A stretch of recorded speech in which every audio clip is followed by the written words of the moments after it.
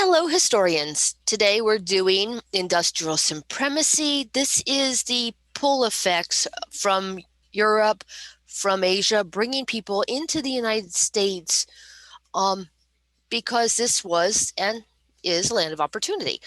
So there's a few things that got us to where we really enter the modern age as we know it. I mean, 19 or 1860s, around the Civil War, there were a lot of things that you would just expect to see in one's household. Now, there was the rise of mass media, penny paperbacks were available, newspapers were booming. So things were getting pretty modern in the 1860s. By the 1880s, 1890s, it's what we would really think of as modern. Of course, 1880s, people were still putting their irons on stoves to heat them up so they could iron their clothing. But now we're just now at the turn of the century starting to see electricity coming into houses. So you didn't have to put your iron on the stove. You could plug in the iron and start ironing from there. There was this flourishing of really weird electronic tech that was happening. They had these mats that one would roll over their table or just put over their table, and they would plug it in and you would put your tureens of food on it and you would have food warmers on your table. Of course, with all these exposed electrical wires, spilling the cranberry sauce could end up fatal for the Thanksgiving dinner. So some of these inventions didn't last. Um, during the Civil War was fought, and a lot of it was really a different type of war than previous wars because Lincoln could telegraph information to his generals instantly because we had Morse code. We had the telegraph in ready use. Lists of casualties from the battles could be sent to families like within a day of the battle. So the telegraph had already happened during the Civil War, but it would still take weeks for information, even by steam-powered boat, to travel from Europe to America. So here we go. I'll give you the exact date. The first transatlantic cable was August 1858. So the first one from Europe to the United States is Queen Victoria saying, "Hey, congratulations," and President Buchanan saying, "Hey, this is a monumental moment." I think the cable only lasted, I don't remember if it was like 20 days. I think it was like 3 weeks, and the thing broke, but it was the first. It meant it could happen again. So this was like monumental that we could now, at this time, communicate around the world instantaneously. No more waiting for letters. Let's see. Um, Thomas Edison, of course, was important.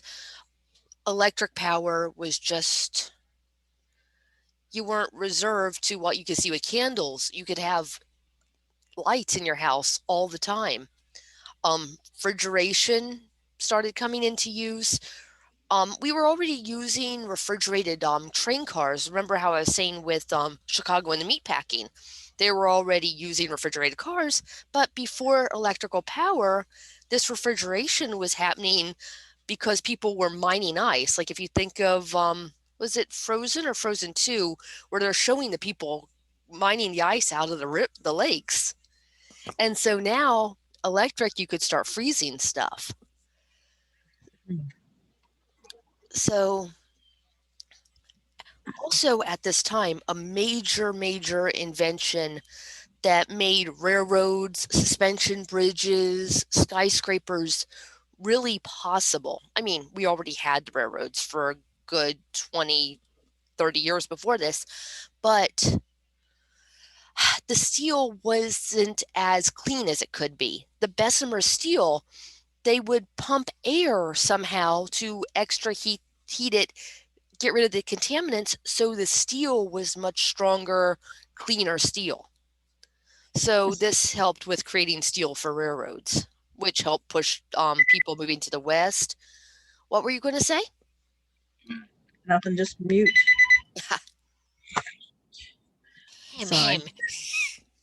So, and also this let us get that stronger steel that helped drive skyscrapers, because you're you're relying on the steel for these major buildings. Having the cleanest steel you can means they're less in danger of breaking, being destroyed. So, and I don't know if it was the first bridge that used it, but the Brooklyn Bridge relied on Bessemer steel. And Roebling was very concerned about using the absolute best steel to make the Brooklyn Bridge because it was such a major undertaking. Do I have a picture of the thing? Of course I don't. Yes, I do. Ooh. Is that Brooklyn Bridge? It's got to be. Because why else would I put it? Because, yeah, it is. So all these wires here holding up the suspension bridge use that Bessemer steel technology. Cables. Yeah. Cables.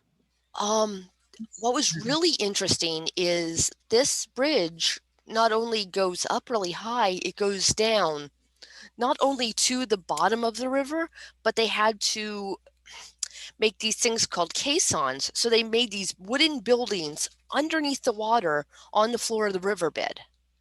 And then in these buildings, they would then start digging out the dirt so they could put the concrete, or I don't know if they used concrete or cement, I'm not sure which, but they went down underneath those buildings, but they had to have this air chamber so the workers could mine out all the dirt. But the workers couldn't figure out why they were getting this disease. A lot of them were getting really sick from what they were calling caissons disease. And it turns out it was the same, the air bubbles forming in their blood that the divers get when they go too low because they were working below the riverbed. They'd gotten to such great depths that the pressure was different. And so when they were coming up too fast, they got the bends. But nobody knew this because nobody had ever done this kind of thing before. Yes. Yeah. Learning experience. Yeah, so with the new buildings, the new tech, we had these new experiences. How do you dig something several stories? I don't even know how many stories below the riverbed they went, but they were getting the bends. But you wouldn't know this until you've done it. Mm-hmm. Okay, I'm repositioning. Too much light. Okay, so let's go back to my lecture. I could talk about diseases all day. You know that. Yeah. So, yes, I talked about skyscrapers, I talked about bridges, I talked about railroads. Also, petroleum had been kind of in use as a lubricant. You'd buy it, but it wasn't that useful except as a lubricant in your machines. So it would, oil makes the gears not seize up. Mm-hmm. But it wasn't until a little bit later that they realized, oh, wait, we can burn this and it's a fuel source. Because before, the Industrial Revolution was based on steam power. So everybody was using coal to power these major machines. But they were only using petroleum to grease the wheels of these machines. Then they realized that it's a fuel source in itself, and there was a run because everybody had this in their yards. So this is a picture in Pennsylvania of people just sinking wells in their yards to get this petroleum up because people were starting to buy it. Of course, you do this and you get a major gush. It destroys all the shacks because you have this tsunami type thing of oil coming down your mountain. Yeah, so people lost their shacks. Oh, heavens. but everybody wasn't really, there was a lot of independent producers all around the country. And then Standard Oil started buying up this property. Was it Ida Tarbell, I think? Her dad, I don't know if he died of depression or what happened to him exactly, but Standard Oil wanted to buy him out and he didn't want to sell. And she spent the rest of her life bitter about this, and she wrote a series of exposés against Standard Oil and their dirty dealings. So Oh, she was one of the early muckraking journalists because she was writing about all the badness. Fairly certain it was Ida Tarbell that was writing those exposés.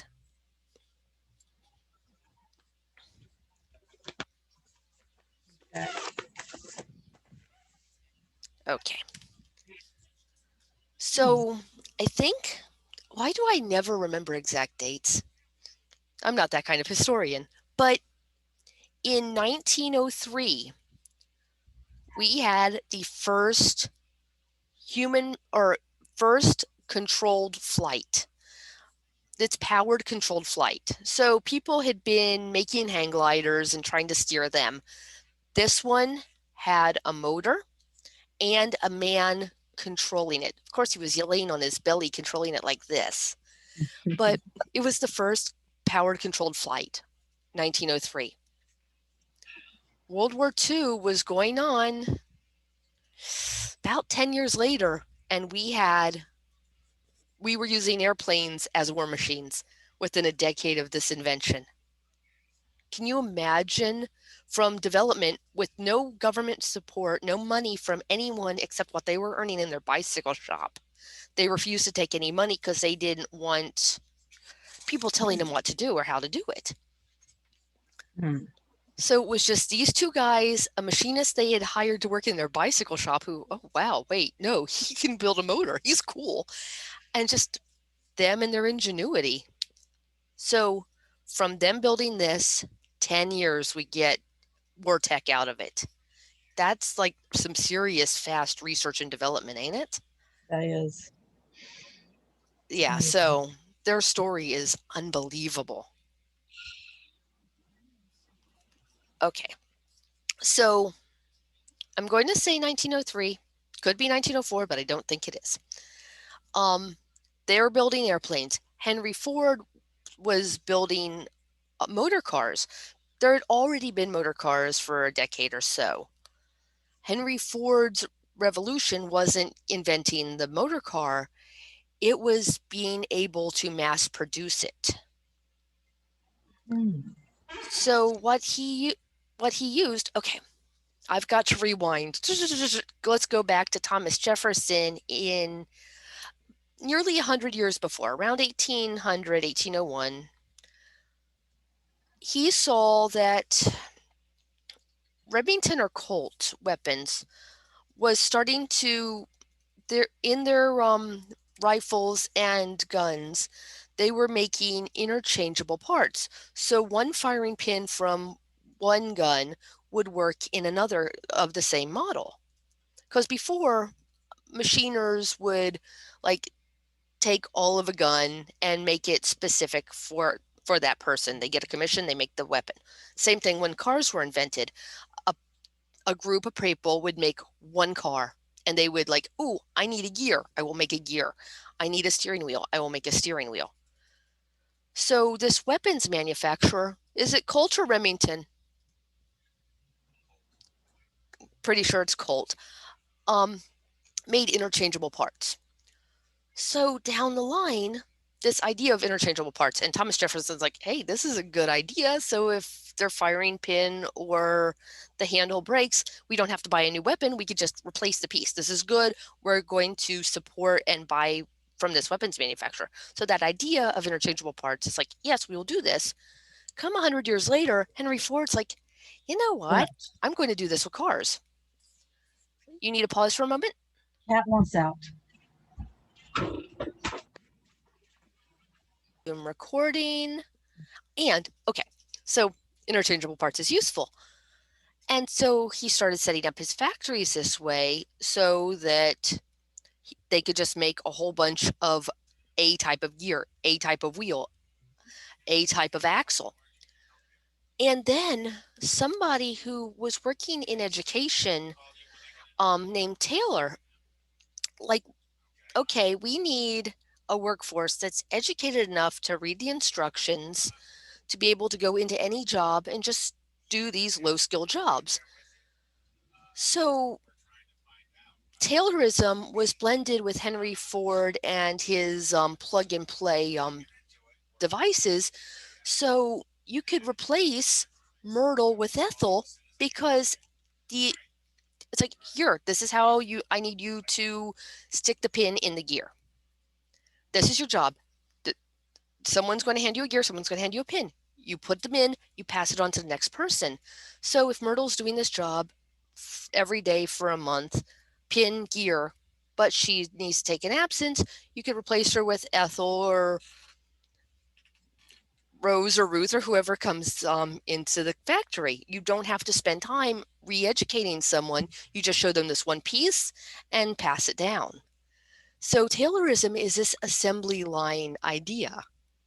So imagine having all these pieces that are interchangeable and having all these employees that are interchangeable.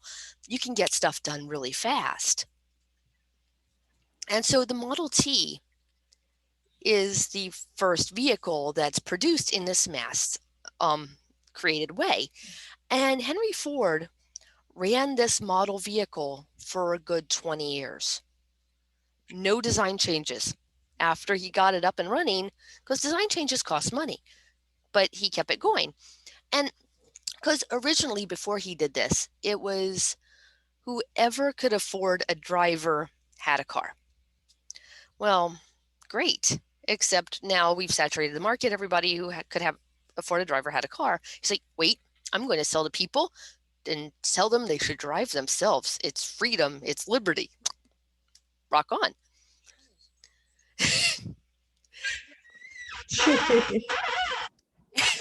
And Yeah. anyway, so then it's like, okay, everybody could afford a car and could drive without afford a car without hiring a driver. They got it.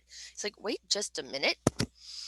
If I pay my workers more and give them time off, these 14-hour days aren't conducive to doing anything, because they go home and go to sleep and come back to work the next day. What if we work them 8 hours a day?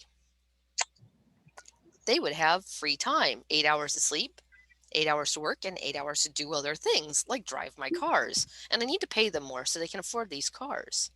Ah, So the thing is, him paying the Ford employees more made other factories in the area start having to pay more to keep, so they would keep their employees. And so it drove up wages. So he also is credited with inventing the weekend.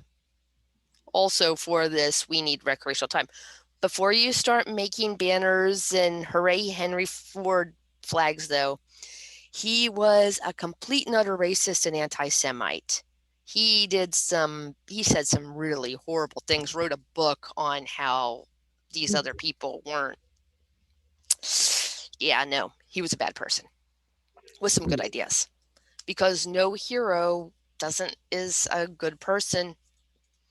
Nobody's completely good or bad. Just remember that. Everybody's a person. But we've got to say, yes, Henry Ford did these wonderful things. Here's the warts of it. But weekends. So, yeah, and he drove up wages, and there was a lot of important things that came out of this. The Taylorism, the scientific management was really useful. Unfortunately, the Nazis saw the scientific management and also how we treated the Native Americans and put them in the internment camp. Well, sorry, we put reservations, and they got the ideas for concentration camps and how to be scientific about managing them. So, yeah, there's that. But airplanes, we have airplanes. they're airplanes. During World War I was really interesting. The Germans were fighting over their home territory, And they knew if they crashed, because these weren't very fast airplanes, they were mostly used for reconnaissance. Um, they would only fly over German land. So if they crashed, they could slowly land and then fix the plane up and put it back the next day. But if the Allies crashed, whew, look, they got a new plane. Yeah, so that was interesting. The Germans' technique is like, yep, let's stay in our land. So if we crash here, we're good. Huh. So here's some women on the assembly line. Sweatshop. Yeah, I'm not exactly sure what. Look at those chairs. Yeah, they don't look terribly comfortable with their swivelly. No, I'm not sure what this is they're working on, though.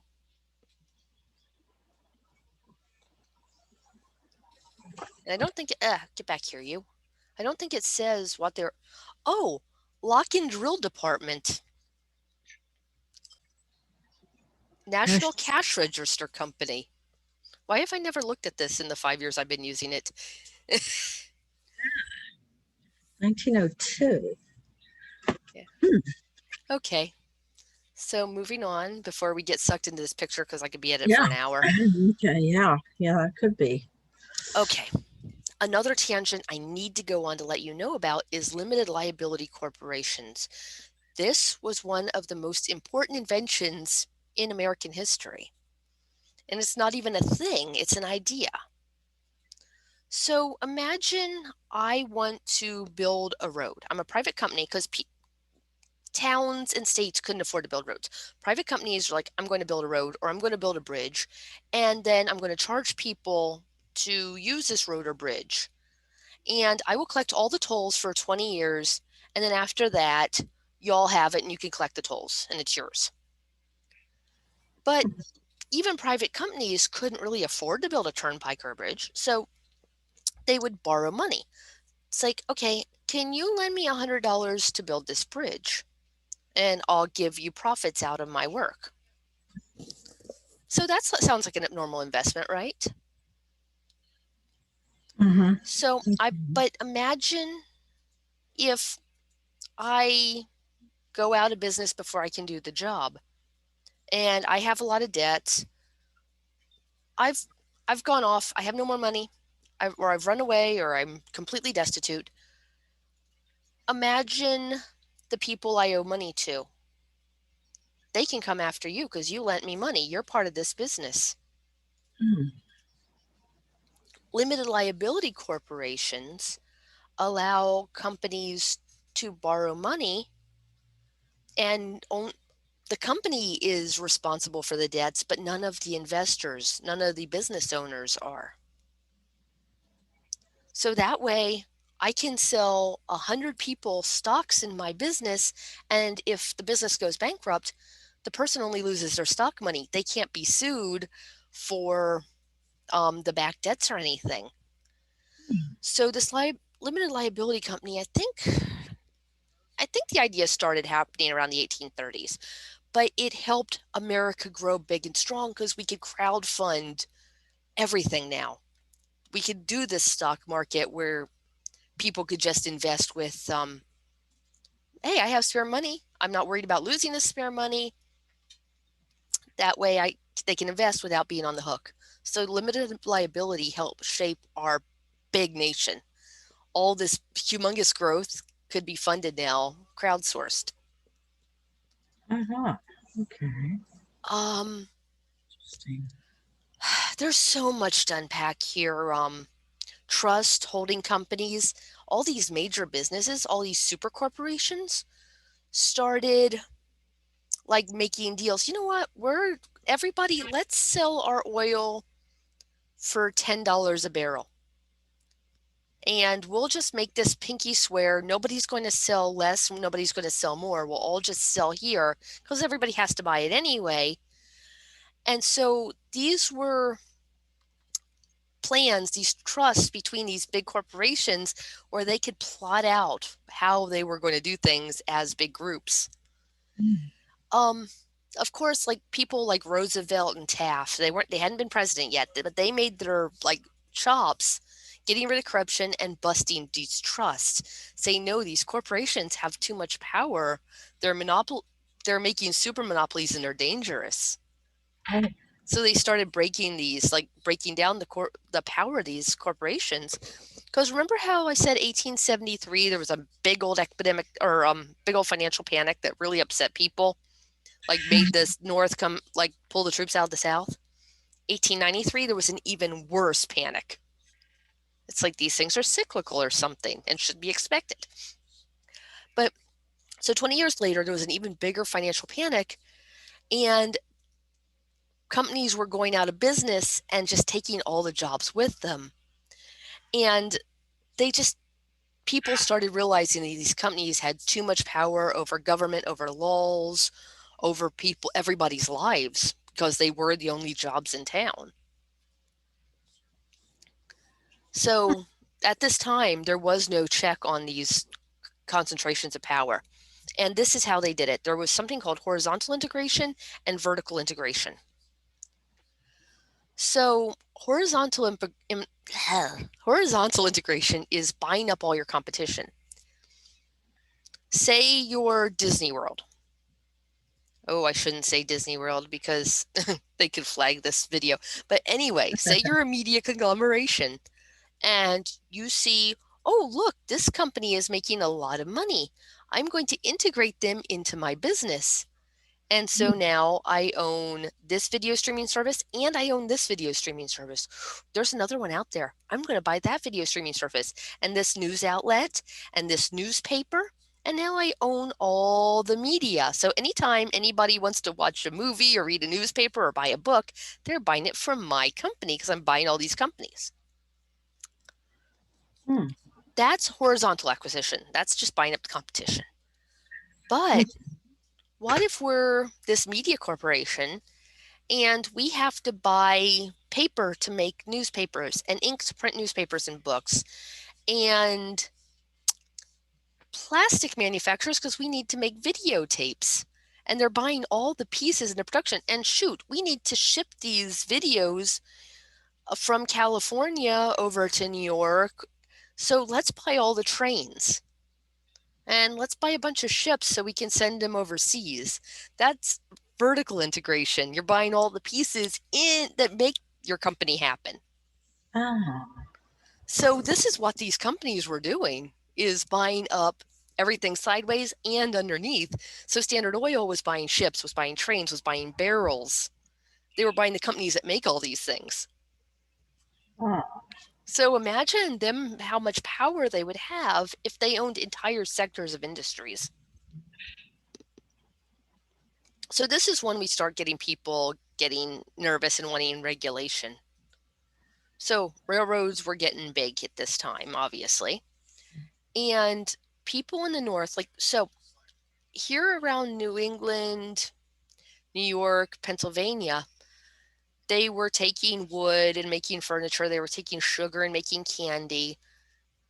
They were making shoes and clothes, and all the manufacturing was really happening around here. They needed wood, they needed grain, they needed cows, they needed all the food and stuff shipped from the West. But because the railroad owners and all the corporate people were friends, they would the manufacturers would get cheaper rates going west, and people sending the raw material west would have to charge higher rates or get charged higher rates. So it would cost like a lot less to send things for sale west than it would to send things to the east. So the people in the West are thinking there's some kind of big old conspiracy going on, right? It would feel like a conspiracy. Mm-hmm. Is it a conspiracy when it's a good old boys club? They're all hanging out on the same yacht saying, yeah, sure, I'll send your furniture west cheap for you, no problem. So they started agitating for more favorable prices west. Oh boy. Okay, here's the sad part. So ideas of individualism, self-made man ideas started getting spun up now. People started believing that you could go from rags to riches. that a poor person that worked really hard could eventually become a rich person. And this was seen as social Darwinism because Darwin came out with his work in the 1880s. And people are reading this. It's like, okay, the survival of the fittest is the most adapted to their environment will survive. The weaker ones won't do as well. So they're like, well, if this works for biology, why can't it work for investments in the poor? So it was seen that the rich knew how to handle money and the poor just didn't because they couldn't manage it right. So people started believing in this survival of the fittest as far as money goes. Um, there was these stories. Horatio Alger went from being a poor paper boy to making it big, risen from the ranks. Little Women was kind of the female parallel to find a good match, to raise yourself up as best as you can.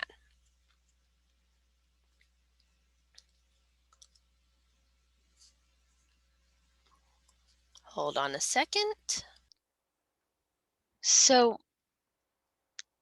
hold on. I need to show you. Okay. I guess I don't have a slide for it. But what was going on here was this rags to riches story. Business owners, well, Andrew Carnegie's the most famous. He wrote a book called The Gospel of Wealth and just said, as rich people, it's our responsibility to help the poor. We need to actually work for the public good. We need to give back to our communities. But because we're rich, it's proof that we understand money. We know how to use it better than the poor because they wouldn't be poor if they had known how to manage money better. So it's our responsibility to build concert halls, libraries, and all these things that will build up humanity. But they just thought that because of social Darwinism, they just really understood it all so much better that the best will rise and those who won't kind of deserve where they are. And at this time, if you were in a hospital with a disease, most of the time, they just assumed that the poor deserved to get these diseases because it's just the wages of sin. They didn't understand germs. So it's like, sorry, this is bad living. Well, you're giving us like 5 cents for a day's worth of work, and food costs money, and houses cost money. And it's like, sorry, no, you're just not living right. You're a sinner. You deserve this. It's like, Oh, well, we're we're working in the mines with no safety equipment. And we're all dying of lung cancer. Sorry, sinner. So yeah, that's fun. So if you look, the generation with your father in it, so 1901, 1900, 1901 was when more like half the population was in cities now. Before that, the majority of the population was in the country. Then it was mostly people moving to cities by this point.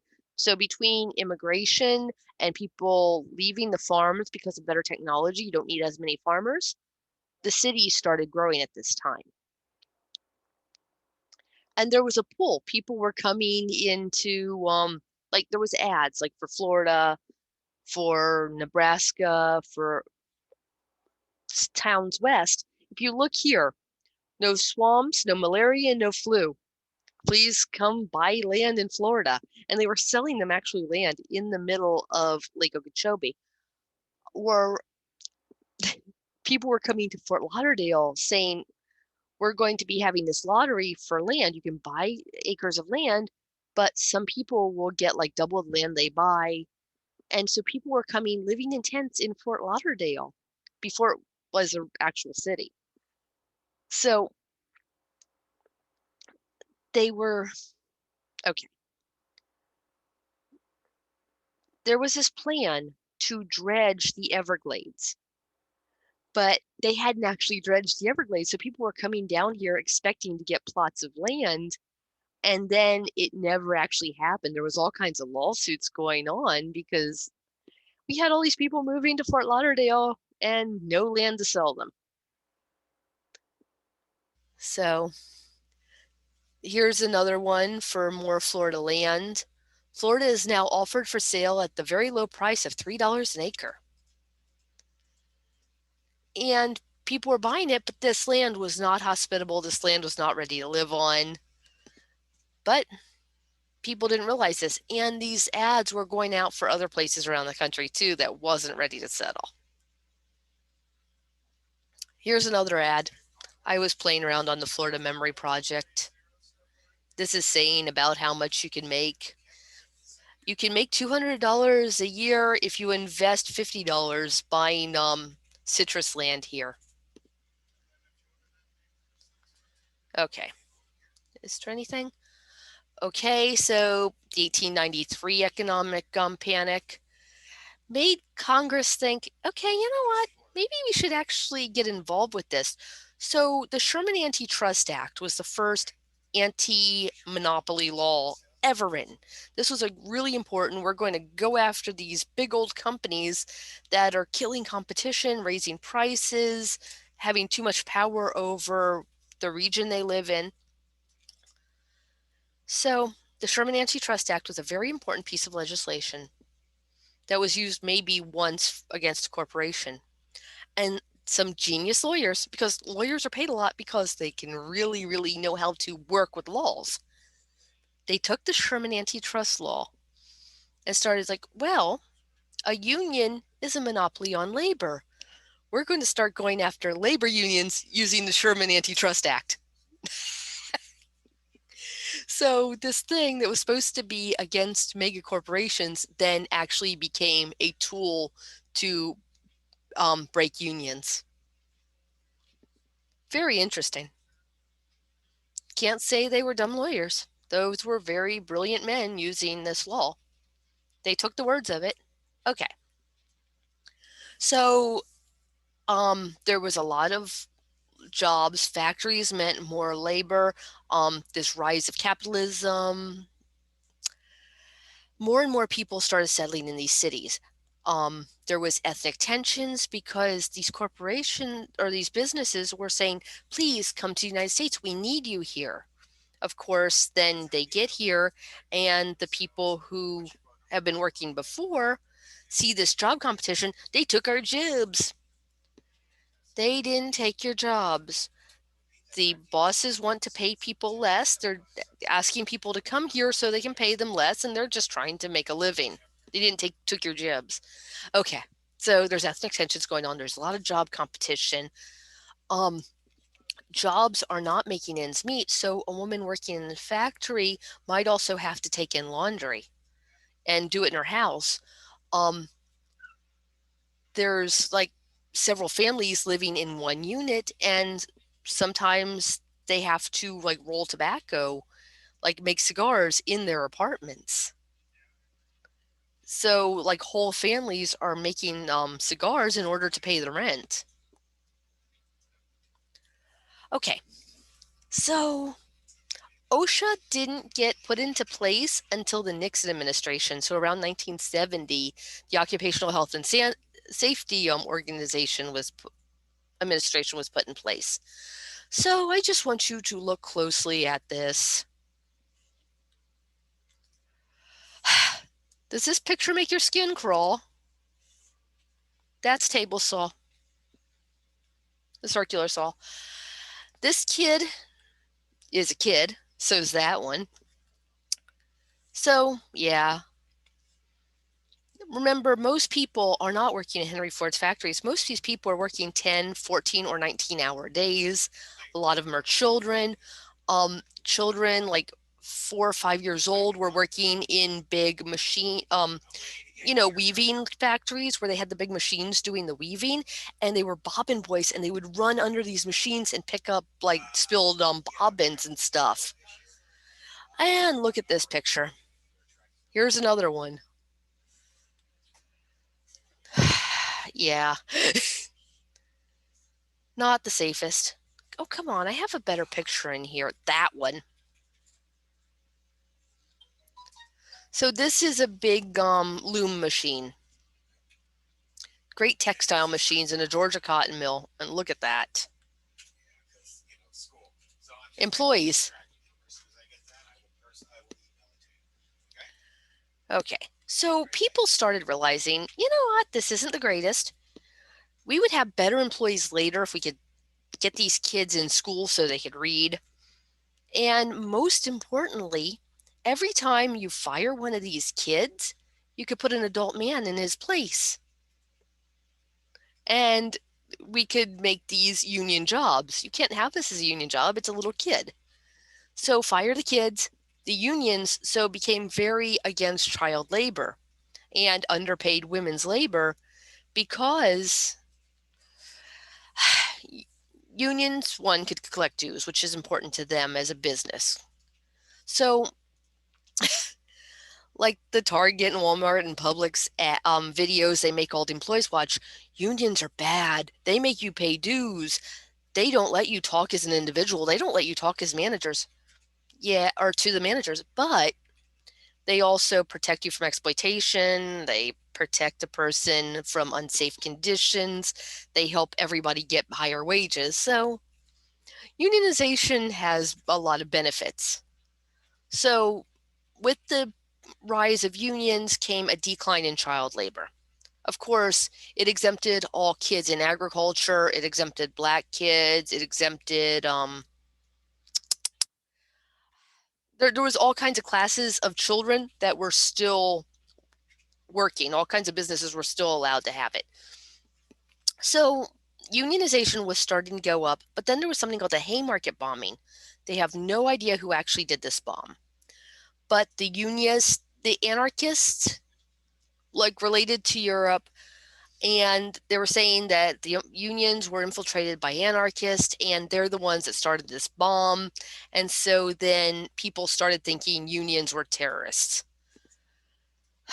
Does this all sound familiar, like watching the news? It all just goes around in circles. Anyway, here's an illustration of the Haymarket bombing. As I said, they don't know who did it, but they're blaming the unionists. And it could have been. It could have been an anti-unionist person trying to blame the unions. We don't know. But the government at this time in the 1880s, 1890s was very, very anti-union.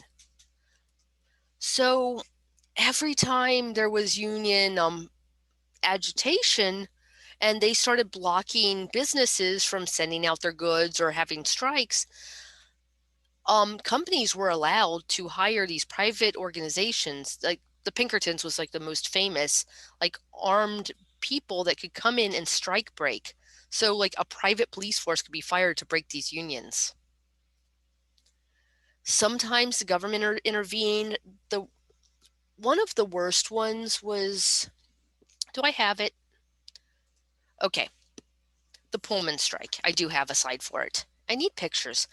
So the Pullman Railroad Company had said, we are going to, times are tight. 1893 had really hit us hard.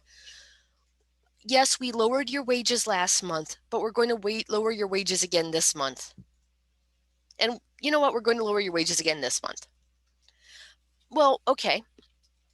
I think it was 5 men that worked for the company said, okay, we understand you have to lower our wages, but we have to live in your town. Can you reduce our rent or make our groceries cheaper since you own the grocery stores and our houses? No, we can't do that. And by the way, you 5 men are fired. So Eugene V. Debs was one of the leaders of this strike. He didn't work for the company, but he was trying to unionize the railways. Because it was a railroad company, they're like, okay, we could stop railroad traffic and people are going to see that we're serious. They're going to start understanding our cause.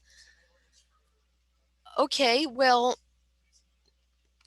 it's illegal to block the mail because the government's job originally, our federal government, deliver mail, protect us from foreign and domestic invasion, treaties with foreign countries and Native American groups, and run the post office.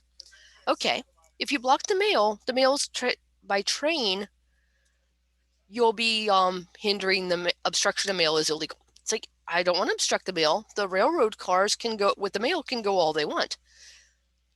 The owners of the railroad companies are like, no, we don't like this strike. No, the mail can't run. These strikers are blocking the mail. Arrest them. And so they arrested Debs for for blocking the mail. He ran for president as a socialist from jail. He also went to jail, I think, for being against World War I, too. So he spent a lot of time in jail, but he was like a really big Union hero. But yeah, the leaders were arrested. Federal troops were mobilized to break the strike, even though they would have let the mail through, except that the railroad companies were saying, no, they won't. So labor was having like a moment where people were looking at it, but because the Haymarket bombings, they had lost credibility. It was a rough time because the government did not support it at all. And they sent in troops. President Hayes, I think, sent in the troops to break the Pullman strike. I already told you about the Gospel of Wealth. So, yeah, this was an important time. I'm in my next lecture, which I'll do next time we meet. It's going to be talking about the rise of the cities. And so we're going to go into this a little bit deeper. And so that's what I got for you. Is there any particular questions?